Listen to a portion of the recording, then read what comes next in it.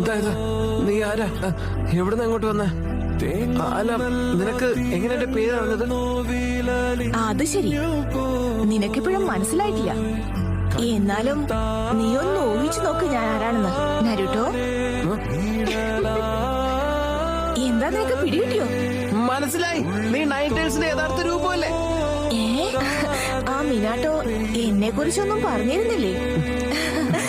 വല്ലാത്ത കഷ്ടം തന്നെ. എന്നാ ശരി, ഞാൻ തന്നെ പറയാം. ഞാൻ നിന്റെ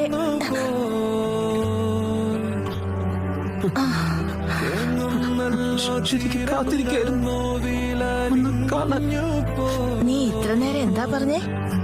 അമ്മയെ നിനക്ക് ഇപ്പോഴാ മനസ്സിലായതല്ലേ?